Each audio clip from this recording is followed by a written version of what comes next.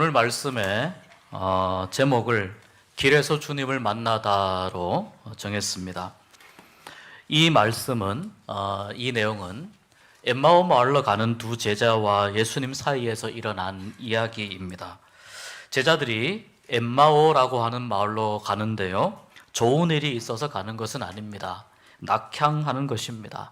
금의 환향하면 얼마나 좋겠습니까? 많은 마음속에 실망이 있어서 낙향하는 것입니다. 이 엠마오는 예루살렘에서 25리 정도 떨어져 있습니다. 그렇게 먼 거리는 아닙니다. 하루 정도 걸으면 그냥 갈 수 있는, 도달할 수 있는 작은 마을입니다. 이 마을로 두 제자가 가는데 한 사람의 이름은 나와 있지 않고요, 또 한 사람의 이름은 글로바라고 하는 이름으로 알려져 있습니다. 그런데 이들이 지금 이 엠마오 마을로 가고 있는 이 시점이 좀 묘합니다. 예수님이 부활하신 그날에 엠마오 마을로 가고 있습니다. 왜 예수님이 부활하신 그날, 예수님이 부활하신 날 이들은 엠마오로 가고 있을까요? 좀 안타깝게도 아직 이 두 제자는 예수님이 부활하셨다는 사실을 아직 모르고 있습니다. 예수님이 부활하셨다는 사실을, 그 소식을 접하지 못한 상황에서 쉽게 말해서 우리가 따르던 예수님도 돌아가셨으니까, 우리의 지도자가 돌아가셨으니까 이제 그냥 나는 고향에 가서 하던 일이나 할란다, 이런 마음입니다. 그런 마음으로 고향으로 돌아가고 있습니다. 걸어가는 길에 두 사람이 서로 대화를 나눕니다. 예수님이 예루살렘에 올라오셨던 그때의 일도 이야기를 나누고요, 이 6월절 명절, 6월절 연휴 동안에 그 일주일 동안 예루살렘에 있으면서 겪었던 여러 가지 일들, 여러 가지 사건들, 지내면서 있었던 일들에 대해서도 이야기를 나눕니다. 예수님이 로마 군인들에게 잡혀서 체포되어서 공회와 빌라도에게 고난을 당했던 일들도, 그래, 그런 일이 있었지, 그때 참 안타깝고 많이 속상했었노라고 이야기를 나눕니다. 무엇보다도 사람들이 예수님을 배신한 일에 대해서 이 두 제자는 치를 떨면서 아마 이야기했을지도 모르겠습니다. 왜 그랬을까? 일주일 전에만 해도 이 사람들은 예수님을 그렇게 환영했는데 불과 일주일 만에 그렇게 민심이 바뀔 수가 있는가? 사람들이 예수님을 배신한 것에 대해서 매우 속상해했을 것입니다. 뿐만 아니라 예수님이 모욕당하고 채찍에 맞으면서 십자가를 지신 일을 이야기하면서는 눈물을 글썽이기도 했을 겁니다. 그리고 그 울먹이는 목소리로 십자가에서 예수님이 죽음을 맞이하실 때, 그때의 순간에 대해서도 이야기를 나눕니다. 그 가운데 예수님이 십자가를 지시는 동안에, 십자가에 달려서 돌아가시는 동안에 하늘이 빛을 잃고 어두워졌던 일들, 성전의 휘장이 나누어졌던 일들, 또 지진이 일어나면서 큰 땅의 흔들림이 있었던 일들, 이런 여러 가지 신기한 일들에 대해서도 이야기를 나누었을 겁니다. 이 두 사람은 많은 생각들, 많은 고민들을 가지고 있을 겁니다. 왜 사람들은 예수님을 배반했을까? 왜 예수님은 그렇게 강하시고 능력이 많으셨던 분인데 이렇게 무기력하게 죽으셨을까? 예수님의 가르침은 그렇다면 전부 어떤 의미였을까? 아직 우리가 다 이해하지 못하는 가르침이 많이 있는데 그것은 누구에게 가서 물어야 이 궁금증이 풀어질 것인가? 이대로 우리는 소망 없이 끝나는 걸까? 그렇다면 다시 고향으로 내려가서 우리는 무슨 일을 할 것인가? 예루살렘에 살아도, 고향에서 살아도 우리는 소망 없이 살아야 할 텐데 이 소망 없는 삶을 얼마나 더 지속해야 할 것인가? 이런 여러 많은 이야기들을 나누면서 이 두 사람이 어깨가 축 처진 채로 그렇게 터벅터벅 엠마오를 향해서 걸어가고 있습니다. 그때 어느 한 사람이 나타납니다. 같이 가도 되겠느냐고, 함께 좀 동행해도 되겠느냐고 양해를 구합니다. 두 사람은 자연스럽게 어차피 한 사람 더 같이 가는 거에 대해서 크게 문제가 없으니까요, 그렇게 하자고 합니다. 이렇게 해서 그 어떤 낯선 사람과 함께 이 두 제자가 세 명이서 그렇게 동행을 하게 됩니다. 그런데 성경은 이렇게 두 사람 사이에 갑자기 나타난 이 사람이 누구냐? 바로 예수님이라고 이야기합니다. 그날 아침 예수님이 부활하셨고 예수님께서 변화된 그 영성체로 변화되신 몸으로 이 두 사람을 만났는데 놀라운 것은 예수님이 함께 가고 있지만 이 두 사람은 예수님을 알아보지 못하고 있습니다. 이제 이 어떤 사람을 아예 예수님이라고 하고 설교를 하겠습니다. 예수님께서 그들과 같이 가면서 이런저런 이야기를 나눕니다. 이미 예수님은 부활하셨지만 말씀드린 대로 이 두 사람은 그가 예수님이라는 사실을 알지 못합니다. 성경은 왜 이들이 예수님을 알아보지 못했느냐? 16절에 이렇게 이야기합니다. 그들의 눈이 가리어져서 예수님을 알아보지 못했다라고 말합니다. 사람의 눈이 가려지는 여러 많은 이유들이 있습니다. 오늘 말씀에 보면 그런 이유들이 나옵니다. 많은 이유들 때문에 사람의 눈이 가리워지는데요. 그렇게 되면 쉽게 말해서 영안이 열리지 못하게 되면 예수님을 알아볼 수 없는 상태가 됩니다. 예수님께서 이 눈이 가리워진 이 두 사람에게 어떻게 보면 예수님의 제자입니다. 이들에게 묻습니다. 지금 너희가 길 가면서 주고받는 그 이야기는 무슨 이야기냐라고 그렇게 묻습니다. 이 두 제자들이 슬픈 표정을 하면서 머물러 서서 예수님에게 설명합니다.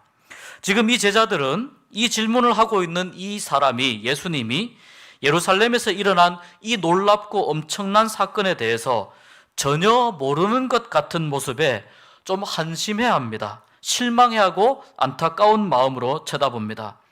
자신들이 느끼고 있는 예수님의 죽음에 대한 안타까움과 실망과 슬픔이 이 사람의 질문으로 인해서 예수님의 질문으로 인해서 다시 그 슬픔이 올라와서 슬픈 표정을 하고 지금 자신들 앞에 나타났지만 예수님인 줄 알아보지 못하는 그 예수님을 쳐다보고 있습니다. 이들은 자기들이 예수님에 대한 이야기를 하고 있지만요, 지금 마주 서서 말하고 있는 그 대상이 예수님이라고 하는 사실을 알지 못하는 이 무지에 빠져 있습니다.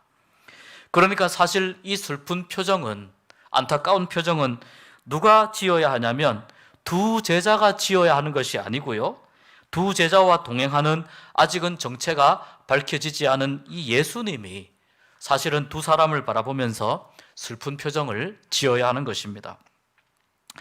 두 제자 중에 한 사람 이름이 알려진 글로바가 이야기합니다. 이 글로바는 12제자 안에 들어가는 사람은 아닙니다. 그렇지만 당시에 초대교회에서 엠마오로 내려가는 두 제자에 관한 이야기가 회자될 때에 그때 누가 내려갔었지라고 사람들이 물을 때 글로바가 갔었어 라는 이야기를 하면 아, 글로바라고 반응할 만큼 글로바가 당시의 초대교회에 좀 알려진 제자였던 것 같습니다. 그래서 이 글로바가 이야기합니다. 아니, 당신도 예수님이 예루살렘에서 십자가에 달려 죽을 때에 당신도 예루살렘에서 6월절 그 휴가 때, 연휴 때 머물러 있었을 텐데 어떻게 이 예수님에 관해서 일어난 일을 전혀 알지 못하느냐? 예루살렘에 그렇게 큰 소동이 있었고 그렇게 큰 난리가 났었고 사람들이 마치 큰 혁명을 일으킬 것 같은 그런 위험한 상황도 있었는데 어떻게 예수님에 대해서 일어난 일을 알지 못하느냐? 혼자만 모르는 것 아니냐? 한심하다는 듯이 묻습니다. 예수님께서 그 말을 들으면서도 짐짓 모른 채 다시 이렇게 말씀합니다. 그게 무슨 일이냐라고 다시 묻습니다. 그게 무슨 일이냐? 이 글로바와 다른 제자가 설명합니다. 오늘 말씀 읽지 않았지만요, 19절부터 우리가 한번 성경을 보기를 원합니다. 19절부터 우리 같이 읽어보겠습니다. 이르시되 무슨 일이냐? 이르되 나사렛 예수의 일이니 그는 하나님과 모든 백성 앞에서 말과 일에 능하신 선지자이거늘 우리 대제사장들과 관리들이 우리는 이 사람이 이스라엘을 속량할 자라고 바랐노라. 이뿐 아니라 이 일이 일어난 지가 사흘째요. 또한 우리 중에 어떤 여자들이 우리로 놀라게 하였으니 이는 그들이 새벽에 무덤에 갔다가 그의 시체는 보지 못하고 와서 그가 살아나셨다 하는 천사들의 나타남을 보았다 함이라. 또 우리와 함께 한 자 중에 두어 사람이 무덤에 가 과연 여자들이 말한 바와 같음을 보았으나 예수는 보지 못하였느니라 하거늘. 자, 이 두 사람이, 두 제자가 예수님께 예수님에 대해서 자세히 설명해 줍니다. 나사렛 예수의 일이다. 이러이러한 일이고 놀라운 가르침을 베풀었던 분이다. 그런데 대제사장들을 중심으로 하는 종교 지도자들이 예수를 심판대에 넘겨주어서 사형 판결을 받게 했고, 그렇게 예수님이 죽었다. 우리는 예수님이 워낙 능력이 많으신 분이어서 우리 이스라엘을 새롭게 건국하실 분이라고 생각했지만, 예수님은 그 일을 하지 못하셨는데 이제 이 일이 지난 지가 사흘째이다. 오늘 예수님이 돌아가신 지 사흘째 되는 날인데, 근데 좀 재밌는 이야기가 있는데, 예수님과 함께 했던 몇몇 여자들이 빈 무덤을 확인했고 또 시체는 보지 못했다, 이런 이야기가 있어서 우리 중에 몇 사람도 가서 보았는데 부활하신 예수님은 만나지 못했다더라. 이런 일이 있었는데 어떻게 이 일을 당신은 알지 못하느냐? 자, 여기까지 예수님이 참으셨으면 많이 참으신 겁니다. 많이 인내하신 겁니다. 오늘 말씀에 이렇게 짧게 나와서 그렇지, 이것이 길을 가면서 계속 굉장히 많은 대화가 오고 갔다고 볼 수 있습니다. 예수님께서 이제 이 말을 듣고 이렇게 말씀합니다. 25절과 26절에 제가 읽어드리겠습니다. 미련하고 선지자들이 말한 모든 것을 마음에 더디 믿는 자들이여, 그리스도가 이런 고난을 받고 자기의 영광에 들어가야 할 것이 아니냐라고 말씀합니다. 그리스도가 이러한 고난을 받고 자기의 영광에 들어가야 할 것이다. 그리고 이 모세의 율법과 선지자의 모든 글에서 예수님에 관해 쓴 내용들을 일일이 언급하시면서 자세히 설명해 줍니다. 예수님에 대해서 구약에 이러이러한 말씀이 있는데, 심지어 모세의 글에도 이러한 말씀이 있는데 이러이러한 내용은 이러이러한 의미이다, 이런 뜻이다라고 예수님께서 풀어주고 계십니다. 그런데 이렇게 설명해 주고 계시는데도 두 제자들이 아직 예수님인지 알아보지 못합니다. 이 대화가 진행이 되면서 세 사람은 엠마오 마을에 거의 다 도착합니다. 그렇게 멀지 않은 거리니까 도착했을 겁니다. 예수님과 함께 긴 시간 걸어가면서 도착했을 텐데, 그 마을에 다다를 때까지 대화하며 걸었을 텐데도 예수님을 알지 못합니다. 두 제자들은 자기들의 목적지에 도착했기 때문에 거기서 머무르려고 하고, 예수님은 이 두 제자야 어찌되었건 가던 길을 가려고 하십니다. 근데 두 제자가 예수님을 붙잡습니다. 날도 어두워졌으니 여기에서 우리 같이 하룻밤 지나시면 좋겠습니다.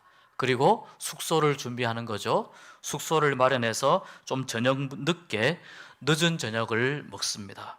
이 늦은 저녁을 먹는데요, 이때 아직은 알려지지 않은, 아직은 두 사람이 인식하지 못하는 예수님께서 떡을 떼어서 축사하시고 두 제자들에게 주십니다. 불과 며칠 전 유월절 성찬식을 베풀었던 바로 그때처럼 떡을 떼어서 축사하시고 이 두 사람에게 떡을 떼어서 주십니다. 그 떡을 받는 순간 이 두 제자들의 눈이 밝아집니다. 그 이전에는 이 두 사람의 눈이 어두워서, 눈이 가리워져서 예수님을 알아보지 못하였는데, 이 떡을 받는 순간 그들의 앞에서 지금까지 긴 시간 동행하며 함께 대화하면서 나누었던, 같이 길을 걸었던 그분이, 떡을 떼어서 나누어 주시는 그분이, 성경 말씀을 자세하게 가르쳐 주시던 그분이 바로 예수님이라고 하는 사실을 그때서야 깨닫게 됩니다. 예수님이시군요라고 말하는 순간 예수님이 그들의 눈앞에서 사라져서 더 이상 보이지 않게 됩니다. 이렇게 일어난 이 신비하고 놀라운 사건의 현상이 어떤 의미인가, 무슨 일인가, 두 사람이 고민하기 시작합니다. 그리고 분명히 우리가 그렇다면 예수님과 함께 걸어오면서 우리에게 어떤 일이 있었을까 다시 한번 되새겨 보기 시작합니다. 예루살렘에서 여기까지 함께 걸어 내려오면서 예수님께서 성경을 자세히 설명해 주시던 그 모습이 떠오르기 시작합니다. 그리고 서로 간에 이야기를 나눕니다. 아, 맞아, 그때 예수님이 그때 말씀을 자세히 설명해 주실 때 놀랍게도 우리의 마음이 뜨거웠었는데 그럼에도 불구하고 마음이 뜨거웠음에도 예수님이라고 하는 사실을 알지 못했던 자신들의 영적인 둔감함에 대해서 이야기하기 시작합니다.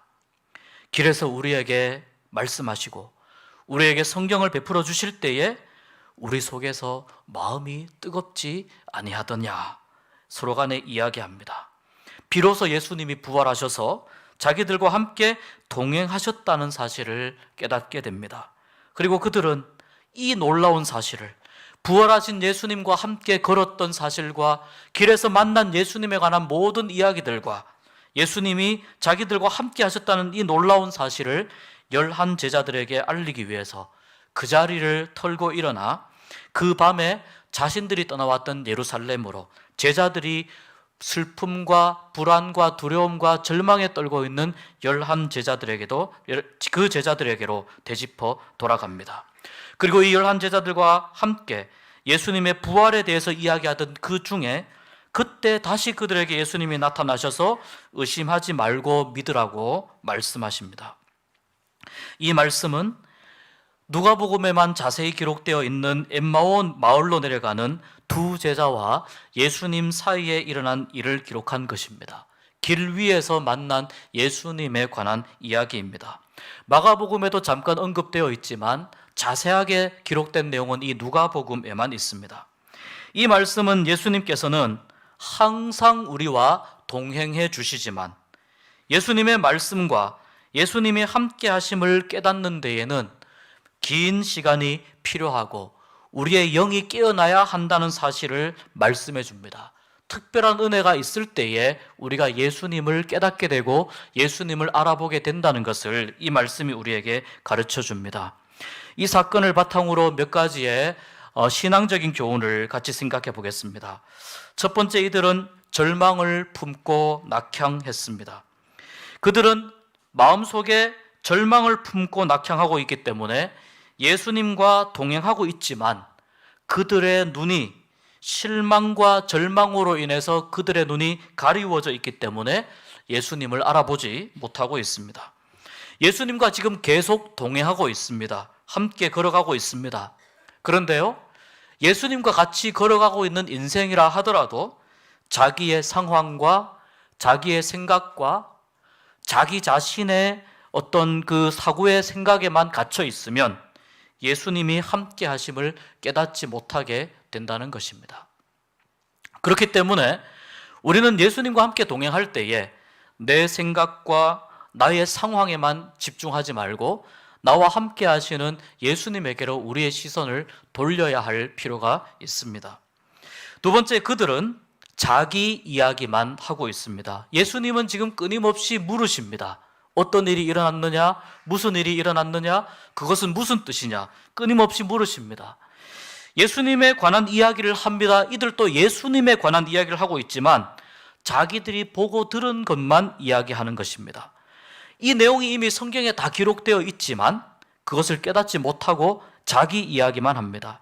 다시 말해서 내가 겪고 보고 들은 이야기나 사건들과 내가 사람들에게 들은 이런 이야기들은 예수님과 상관이 없다고 생각하는 것입니다. 오늘날 많은 그리스도인들이 신앙에 있어서 많은 실패와 실수를 하는 원인 중에 하나가 바로 여기 있습니다.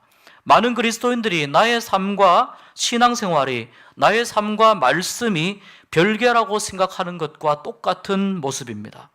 그래서 신앙생활에 실패를 하게 되는 겁니다.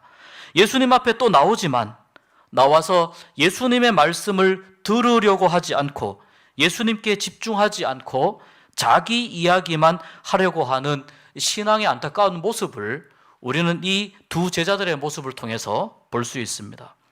세 번째, 이 제자들은 마음이 뜨거워지는 것을 길을 걸어가면서 느꼈습니다. 마음이 뜨거운데도 예수님인지 알아보지 못합니다. 신앙생활을 하면서 어느 정도 신앙의 기쁨을 맛보거나 신앙의 보람을 약간은 느끼는 경우가 있습니다. 감동도 받고 은혜도 누리는 경우가 있지만 그렇지만 그들이 이것이 예수님과 직접적인 사귐이 없을 때에 누리게 되는 은혜와 감동은 그냥 사그러지게 되는 것입니다. 이 은혜와 감동이 예수님과 연결될 때에 이 은혜와 감동이 우리 안에서 살아있는 신앙의 새로운 결단으로 나타나게 될 줄 믿습니다. 교회 안에 발을 들여다놓고 신앙생활을 시작합니다. 그러나 더 깊은 신앙의 신비 속으로 나아가지 못하고 하나님을 더 깊이 만나지 못하고 단순히 감정적인 느낌 혹은 감동만 또는 이 정도면 괜찮아 하는 스스로 모범적인 신앙인 컴플렉스에 걸려있는 상황이라고 볼 수 있습니다. 네 번째, 예수님은 늘 이렇게 동행해 주시지만 누구나 예수님을 느끼고 인식하기에는 시간이 필요하다는 것입니다. 또한 예수님이신 줄 알아보기 위해서는 특별한 어떤 사건이 필요합니다. 이 두 제자에게는 그 특별한 사건이 바로 성만찬 사건이었습니다. 아주 특별한 사건이었습니다. 그래서 이 성만찬 사건을 통해 그들의 눈이 밝아지게 됩니다. 우리에게도 예수님과 만나는 특별한 사건이 필요합니다. 그것이 고난 중에서 만난 예수님의 은혜이든 힘들고 어려운 상황 속에서 만난 주님의 은혜이든지 간에 그러한 특별한 사건을 통해서 우리의 눈이 밝아지는 경험을 하게 되는 것입니다. 우리의 일상 가운데에서 우리에게 찾아오셔서 우리의 눈을 밝히시고 우리를 만져주시는 주님과의 특별한 만남의 시간, 이 만남의 시간을 통해서 우리는 주님을 알아보게 될 줄로 믿습니다. 다섯 번째, 사람들은 저마다 예수님을 깨닫는 시간이 다릅니다. 예수님의 말씀 또는 예수님을 깨닫는 시간에 대해서 토마스 그룸이라고 하는 유명한 종교학자가 이렇게 이야기했습니다. 아하 모멘트라고 이야기했습니다. 아하는 뭡니까? 우리가 깨달을 때에 입에서 나오는 감탄사죠. 아하 그렇구나. 그 아하 그렇구나라고 이야기하는 바로 그 순간이 뭐냐면 예수님의 말씀을 깨닫는 순간, 예수님이시라고 하는 것을 깨닫는 순간, 나와 함께 하시는 주님이시라는 것을 깨닫는 그 순간이라는 거죠. 이것을 우리에게 익숙한 표현으로 하면은 형광등에 불이 켜지는 순간입니다. 우리의 신앙에 불이 켜지는 순간입니다. 여러분, 우리가 주님의 만지심을 기대하면서 우리가 주님 앞에 특별한 마음으로, 주님 앞에 우리가 간절한 마음으로 다가갈 때에 주님을 깨닫는 이 아하 모멘트와 같은 우리의 신앙에 불이 켜지는 은혜가 우리에게 자주 있기를 소원합니다. 깜깜한 상태가 아니고 우리의 신앙이 밝아져서 내가 그 이전에 깨닫지 못했던 말씀이 깨달아지고 내가 그 전에 알지 못했던 예수님의 모습이 새롭게 느껴지는 이러한 우리의 신앙에 불이 켜지는 그러한 은혜가 바라기는 매일 일어났으면 좋겠습니다. 날마다 일어났으면 좋겠습니다. 주님의 이름으로 축복합니다. 우리는 또한 성경의 말씀과 예수님의 가르침을 통해서 예수님을 알 수 있습니다. 당시에는 깨닫지 못한다 하더라도 이 말씀과 가르침이 계속해서 쌓일 때 언젠가 곱씹어 보면 내가 그때 그 말씀의 은혜를 누리고 있었구나라고 하는 것을 깨닫게 된다는 거죠. 이 두 제자들이 길을 걸어가면서 마음이 뜨거웠던 것을 나중에 알게 되었던 것처럼 돌아보면 그때 그 순간, 그때 마음이 아팠을 때, 즐거웠을 때, 힘들었을 때, 행복했을 때, 괴로웠을 때 그 순간 내 마음속에서 일어났던 이 놀라운 나의 마음의 변화, 여기에서 하나님이 나에게 가르쳐 주셨구나, 은혜를 주셨구나 라고 하는 것을 뒤늦게 깨닫게 된다는 것입니다. 그렇기 때문에 말씀을 배우고 가르치는 일이 계속해서 교회 안에서 일어나야 된다는 겁니다. 멈추지 않는 이 교회의 신앙교육 활동이 계속해서 일어나야 됩니다. 비록 지금은 그 당시에는 잘 모른다 하더라도 그 말씀이 쌓이고 쌓이면 그 사람의 10년 가운데 그 말씀이 계속해서 들어가면 언젠가 그 말씀이 역사하는 놀라운 은혜를 경험하게 될 것이라고 믿습니다. 일곱 번째, 우리가 예수님을 만날 때에는 주로 길 위에서 많이 만납니다. 왜 그러냐면 우리가 살아가는 이 인생이 우리의 순례길이기 때문입니다. 예수님은 엠마오로 가는 길 위에서 두 제자들을 만나시고 동행해 주셨습니다. 이 두 제자가 예수님인지 알지 못하는 바로 그 순간에도 예수님은 계속 말을 걸어주시고 또 때로는 모르는 척 해주시고 어떤 경우에는 직접 가르쳐 주기도 하셨습니다. 이 모든 일들이 바로 길 위에서 일어난 사건입니다. 우리가 하나님의 나라를 향해서 걸어가는 순례의 여정을 걸어가는 순례자라고 고백한다면 우리의 순례길 위에서 우리 주님을 만나는 이 놀라운 은혜를 우리가 누리게 될 수 있기를 소망합니다. 그래서 우리 인생길에서 예수님은 우리가 아직 예수님을 충분히 알지 못한다 하더라도 만나주시고 함께해 주시고 동행해 주시고 때로는 모르는 척 물어주기도 하시고 또 때로는 직접 가르쳐 주기도 하시고 그렇게 우리를 이끌어 주십니다. 그렇기 때문에 지금 당장 예수님을 우리가 알아보지 못하고 예수님을 인식하지 못하여도 우리는 이런 믿음을 가지고 있어야 됩니다. 예수님이 나는 예수님을 인식하지 못하더라도 나는 말씀을 깨닫지 못한다 하더라도 지금 이 순간 예수님이 나의 순례길에서 함께 하심을 믿는 이 믿음을 가지고 순례길을 걸어가는 우리가 될 수 있기를 소망합니다. 8번째, 우리가 예수님과의 동행에서 중요한 것이 하나 있습니다. 나의 이야기를 내려놓고 예수님의 이야기를 들어야 됩니다. 나의 이야기를 내려놓고 예수님의 이야기에 참여해야 합니다. 이제 우리가 한 달 정도 남았는데요. 청년부에서 예수님의 이야기로 가득한 땅인 예루살렘에 이 성지의 비전 트립을 다녀오기 위해서 준비하고 있습니다. 우리는 비행기에 오르고 또 이스라엘 땅을 밟으면서 처음에는 우리의 이야기를 가지고 출발할 것입니다. 우리의 이야기를 가지고 여기저기 다닐 것입니다. 그러나 시간이 점점 지나면서 성지를 밟는 시간이 늘어나면서 우리는 점점 더 예수님의 이야기에 물들기를 소망하고 있습니다. 우리 성도님들께서 꼭 기도해 주셔야 할 것은 우리 청년들이 성지를 다녀오면서 예수님의 이야기가 가득한 사람들이 되어서 돌아오기를 위해서 꼭 기도해 주시기를 부탁드립니다.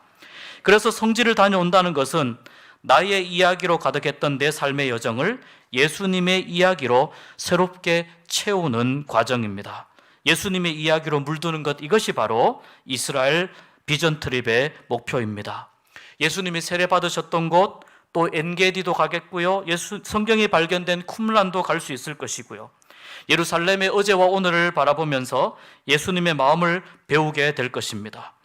그리고 예수님의 이야기로 가득 채워줄 때 우리는 나를 향하신, 특별히 우리 청년들을 향하신 하나님의 비전과 계획을 또한 발견하게 되리라 기대하고 있습니다. 청년부를 위해서 기도해 주시고 또 이제 곧 우리 교회에 앞으로 10년, 20년 되면 우리 교회의 주축이 될 청년들이 잘 다녀올 수 있도록 사랑과 관심과 격려를 부탁드립니다. 지금 최근에 이 미국 달러가 많이 비싸지고 또 이스라엘 현지 물가가 많이 올랐습니다. 그래서 준비하는데 까다로운 부분이 있는 것도 사실입니다. 혹시 우리 성도님들께서 청년들이 이 비전 트립을 잘 감당하는 데 있어서 나도 사랑을 좀 보태고 싶다고 하시면 또 후원도 해주시기를 부탁드립니다. 청년부가 다녀오게 되면 그 후에 장년부를 중심으로 또 더 알찬 성지 순례를 준비할 계획도 가지고 있습니다. 그렇기에 지금 이 청년부가 진행하는 성지 순례가 은혜롭게 잘 진행될 수 있기 위해서 우리 교회가 마음을 모아야 될 줄로 믿습니다. 가장 중요한 것은 이 성지 비전 트립의 길 위에서 우리 모두가 예수님을 만나고 예수님의 이야기에 물들도록 우리의 무딘 생각들이 깨어지고 우리의 영혼의 형광등이 밝게 켜지는 아하 모멘트가, 깨닫는 시간이, 우리 청년들의 신앙에 불이 켜지는 사건들이 많이 일어나기를 간절히 바라고 소망합니다. 여러분, 우리의 신앙생활은 비전 트립과 비슷합니다. 또 우리의 신앙생활은 엠마오로 가던 두 제자가 걷던 길과 비슷합니다. 길 위에서 예수님을 만나고 예수님이신 줄 비록 못 느끼더라도 예수님이 지금 나와 함께 하심을 믿으며 걸어가는 것입니다. 그렇게 된다면 언젠가 나의 영혼이 예수님의 붉은 핏빛으로 물들어가는 것을 보게 될 것입니다. 그래서 나의 생의 모든 순간이 예수님과 함께 했던 시간임을, 그때 내가 깨닫지 못했으나 예수님은 나와 함께 했었다는 것을 고백하게 될 것입니다. 이스라엘 비전 트립을 준비하는 청년부가 그런 예수님을 만나게 되는 길이 되길 바라고, 또한 우리 교회 모든 성도님들의 삶의 여정이 길에서 만나는 예수님, 나의 순례길에서 나와 함께 하셨던 예수님을 인정하고 느끼고 고백할 수 있는 이 여정이, 그래서 예수님의 이야기로 가득 찬 우리의 인생길이 순례 여정이 될 수 있기를 주의 이름으로 축복합니다. 기도하겠습니다. 하나님 아버지, 우리가 걸어가는 길 위에서 우리에게 찾아오시는 예수님을 향하여 마음 문을 열고 예수님을 만나는 놀라운 은혜가 있게 하여 주옵소서. 우리의 신앙에, 우리의 삶에 불이 켜지게 하여 주시옵시고, 주님의 은혜가 우리의 마음속에 담기게 하시고 주님의 이야기로 가득 채워지는 우리의 삶의 여정이 되도록 은총을 베풀어 주시옵소서.